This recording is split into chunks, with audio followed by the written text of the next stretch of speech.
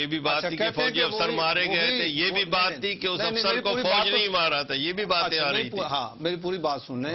کہتے ہیں کہ وہی جو فوجی آرمی تھے وہ اکبر بگٹی کے آپریشن میں ملوث تھے.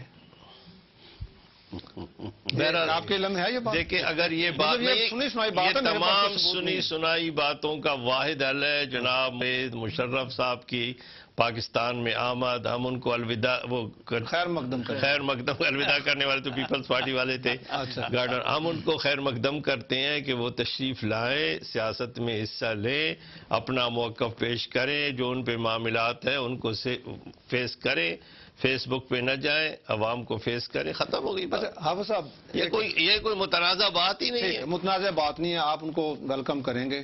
پاکستان میں وہ آگے سپوز ہی از ان پاکستان.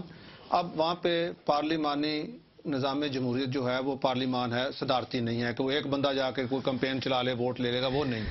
ان کو کم از کم 1200 کینڈیڈیٹ چاہیے. کہ نون کے ساتھ لڑائی ہے، کاف کے ساتھ اب انہوں نے اپنی علیحدگی کر لی ہے، پیپلز پارٹی کے ساتھ میں بھی در پردہ کچھ ہمدردی رکھتے ہوں لیکن پیپلز پارٹی ان کو کیوں اون کرے گی، ایم کیو ایم کے ساتھ ان کی اب نہیں بنے گی، مذہبی جماعتیں ان کے خلاف ہیں. کون ان کو سپورٹ کرے گا؟ اتنے کینڈیڈیٹ کہاں سے لائیں گے؟ کس سسٹم کے تحت وہ نیکسٹ فیوچر جو ہے وہ پلان کر رہے ہیں؟ کسی حادثے کے منتظر ہیں؟ نہیں، حادثے کے وجہ سے آئے تھے. اچھا، حادثے کی وجہ سے چلے گئے. بے نظیر کا کسی اور حادثے میں پھر آ سکتے ہیں، کسی اور حادثے کا انتظار ہے انہیں. میں آپ سے عرض کروں بنیادی طور پر ایک درمیان میں ایک اور رول ان کا رہا ہے اور وہ ہے ابو ظبی میں این آر او کا معاہدہ. اس کو اگر ہم نظر انداز کریں گے تو میں سمجھتا ہوں پرویز مشرف کی سوانح حیات جو ہے وہ مکمل نہیں ہو سکی. اصل بنیادی بات یہ ہے کہ قانون میں استثناء کے جو قانون ہے اس میں جنرل پرویز مشرف کو جن طاقتوں نے بٹھایا، اس کے ساتھ جنرل پرویز اشفاق کیانی صاحب تھے، بے نظیر صاحبہ تھی. اس میں یہ طے پایا تھا کہ مجھے 5 سال کے لیے صدر مان لو اور آپ وزیر اعظم بنو. کاف اور مسلم لیگ، کاف اور پیپلز پارٹی کا اتحاد ہوگا. آج وہ کہہ رہا ہے کہ میری بڑی غلطی جو تھی وہ این آر او تھی. ہم سمجھتے ہیں کہ ان کی بڑی غلطی وہ تھی جب ہوا میں تھے تو ہوا میں رہتے، اور وہ جب زمین پہ آئے تو انہوں نے اپنی اس بلندی کو برقرار رکھا، اقتدار پہ قبضہ کیا. میں آخری بات کروں گا جو آپ نے اشارہ کیا. ہم نے بحیثیت فوج کے ادارے کے فوج کو واپسی کا راستہ دیا. میری بات آپ سنیں، پرویز مشرف اپنی حیثیت میں آج میں موجود ہے لیکن اس پرویز مشرف کے ساتھ ریٹائرڈ کا لفظ ہے، فوج اس کے پیچھے نہیں ہے. کل جو پرویز مشرف جو کچھ کرتا رہا اس کے پیچھے فوج تھی. ہم نے فوج کو واپسی کا آئینی راستہ دیا.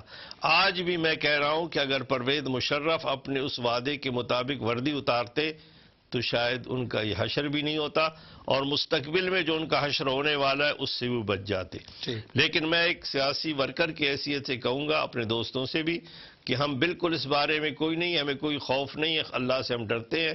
پرویز مشرف آئے، اگر وہ ڈرتے نہیں ہیں، اگر سب سے پہلے پاکستان کا نعرہ ان کا ہے اور اگر وہاں کے لوگ ان کو چاہتے ہیں ضرور آئے، فیس کرے، جو کچھ سامنے ہے عوام کے پاس جائے. اگر عوام ان کو اکثریت سے نوازتی ہے ٹھیک ہے، وہ تو کسی سے نہیں ڈرتے. آپ کی بات سے بالکل اتفاق کرتا ہوں. یہ جمہوریت ہے، وہاں پہ جمہوری ملک ہے، سارے ادارے کام کر رہے ہیں. وہ جائیں، ان پہ کیسز بھی ہیں، مختلف کیسز ہیں، ان کو فیس کریں اور فیس بک کی طرح عوام کو بھی فیس کریں. اور عدلیہ آزاد ہے، جو بھی ان کے کیسز ہیں ان کا فیصلہ ہوگا. اور اگر ان کیسز سے وہ ویسے ان کا جو سارا سینیریو کیا بنتا ہے، ان کی ایڈجسٹمنٹ کس کے ساتھ ہوگی؟ آپ بڑے بڑے چیلنجز ہیں، بہت مشکل ہے میرے خیال میں ان کی ایڈجسٹمنٹ. مشکل ہے، کوئی ان کو اون نہیں کرے گا. نہیں، یہ نہیں میں کہہ رہا کہ میں کہہ رہا ہوں کہ بہت چیلنجز ہیں، مشکل ہے. یہ پاکستان کی جو الیکشن پالیٹکس جو ہے، ووٹ کی پالیٹکس جو ہے پاکستان میں بڑی مشکل ہے، وہ ان کے لیے نہیں ہے. نہیں ڈاکٹر صاحب فائنل رپورٹ. نہیں، میرے خیال میں تو جنرل صاحب اس جو ہے مینٹل شاک سے نہیں نکلے ابھی اتنی بڑی پاور کے بعد. میرے خیال میں he should sit down and get his mentally analysed and cool down. ان کا یہ کوئی کام نہیں ہے. ان کو یہ اندازہ نہیں ہے کہ ان کے خلاف نفرت کتنی ہے. ایک تو ہوتا ہے نا بندہ زیرو سے شروع کرتا ہے کہ بھائی میں آج کے بعد سیاست میں جا رہا ہوں, میں ایک شریف آدمی ہوں. وہ تو ایک مائنس بیلنس. ان کے پاس تو ایک بہت بڑا لوڈ ہے جو لوگ انتظار کر رہے ہیں. جو آپ کہہ رہے ہیں نا کہ لوگ ان بڑا ایک ہلچل ہے. لوگ تو کہتے ہیں, جس طرح آپ صاحب کہہ رہے ہیں, لوگ تو کہتے ہیں بھائی جان بھاگ کدھر گئے ہو, واپس آؤ. تو وہ لوگوں کے جذبات اب دیکھا نہیں, اب جوتے لوگوں نے پکڑے ہوئے تصویروں کو مار رہے ہیں, تو وہ ایک انڈیکیٹ کرتا ہے ان کو. آخری جملہ انہوں نے کہا کہ کافی مہنگائی ہوئی ہے. ہاں جی, میں نے کہا آپ آ جائیں تو آپ کو بھی آٹے دال کا بھاؤ معلوم ہو جائے گا.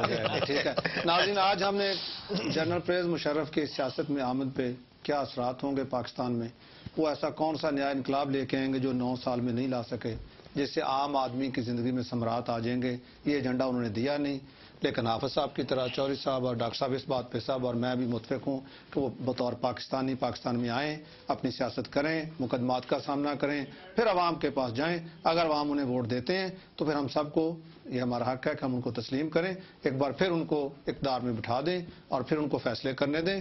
اور کسی ایسے سسٹم کا بھی ہمیں انتظام کرنا ہوگا جو ہمارے حکمرانوں کو بھی پوچھ سکے کہ آپ نے یہ فیصلہ کس طرح کیا تھا اور اس کے اثرات اس ملک پہ کیا پڑے. فیصلے کرنے کے بعد وہ کہہ دیتے ہیں میں نے کسی سے ڈرون حملے کا کوئی معاہدہ نہیں کیا, اتنے لوگ مارے گئے, ان کا کون ذمہ دار ہے. کوئی ایسا سسٹم ہونا چاہیے جو ان سے بر وقت پوچھ سکے. اسی کے ساتھ عدنان خان کو وین اسٹوڈیو سے اجازت دیجیے. اگلے